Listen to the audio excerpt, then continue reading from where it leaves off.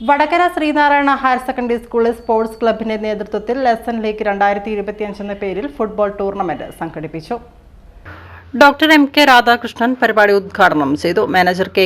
ജനാർദ്ദനൻ അധ്യക്ഷത വഹിച്ചു. Deputy manager P M. Mani Babu, secretary Sugnesh Kuttiyil, PTA vice president Anilkumar, PTVP Lithesh, PTA അംഗം ശ്രീനിവാസൻ എന്നിവർ സംസാരിച്ചു. പ്രിൻസിപ്പൽ ദിനേശ് കരുവാൻകണ്ടി സ്വാഗതം പറഞ്ഞു. Head mistress V. ദീപ നന്ദി അർപ്പിച്ചു. ബ്ലൂ സ്റ്റാർ ഹോട്ടലിൻ്റെ പുറകിലായിട്ട് വടകര മുനിസിപ്പാലിറ്റിയുടെ ഒരു ഇൻഡോർ സ്റ്റേഡിയം ഉണ്ടായിരുന്നു. നിങ്ങൾ പലരും അത് കണ്ടിട്ടുണ്ടാവില്ല.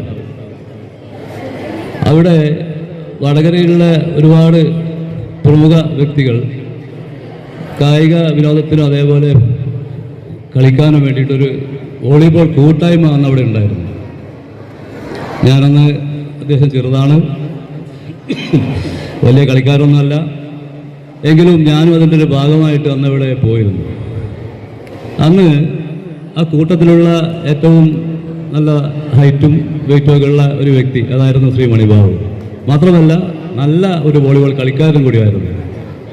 ഈ ഒരു വിവരം നിങ്ങൾക്ക് പലരും ചിലപ്പോൾ അറിയില്ലായിരിക്കാം. അദ്ദേഹം മുമ്പ് ചെറുപ്പകാലത്ത് നല്ലൊരു വോളിബോൾ താരമായിരുന്നു എന്നുള്ളതും ഞാനും അദ്ദേഹം തമ്മിലുള്ള ഒരു ബന്ധം അന്ന് കാലത്ത് മുതൽ ഊട്ടിയുറപ്പിച്ചതായിരുന്നു.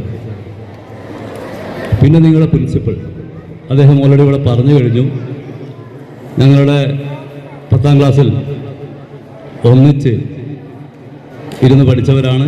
അതിനുശേഷം ഇന്ന് വരെ ആ ബന്ധം ഞങ്ങൾ പുലർത്തിയിട്ടുണ്ട്.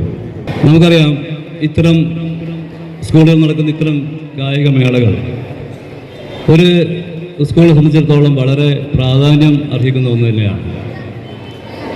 പലപ്പോഴും നമ്മൾ വിദ്യാലയങ്ങളിൽ പ്രാഥമിക ശ്രദ്ധ അല്ലെങ്കിൽ പരിഗണന പൊതുവെ കൊടുക്കാറ് അക്കാദമിക കാര്യങ്ങൾക്ക് മാത്രമാണ്. ഇത് തീർച്ചയായും ഒരു വിദ്യാർത്ഥിയെ സംബന്ധിച്ചിടത്തോളം അവൻ്റെ കരിയർ ഡെവലപ്മെൻറ്റിനും അതേപോലെ അവൻ്റെ ജീവിതം കെട്ടിപ്പടുക്കുന്നതിനൊക്കെ ഒരുപാട് സഹായിക്കുന്നുണ്ട് എന്നുള്ളത് ഒരു സത്യം കൂടിയാണ്. എങ്കിലും കായിക വിദ്യാഭ്യാസം അല്ലെങ്കിൽ കായിക മേളകൾ അല്ലെങ്കിൽ കായിക അനുഭവ സമ്പത്തുകൾ അവന് നൽകുന്ന ഒരു പാഠം, അവൻ്റെ ജീവിതത്തിൽ നൽകുന്ന നല്ല പാഠങ്ങൾ ഒരുപാട് വലുതാണ്. അതിനെയാണ് നമ്മൾ അതിനും കൂടി നമ്മൾ ഊന്നൽ കൊടുക്കേണ്ടതുണ്ട് എന്ന് മാത്രമാണ് എനിക്ക് ഈ സാഹചര്യത്തിലൂടെ ഓർമ്മിപ്പിക്കാനുള്ളത്.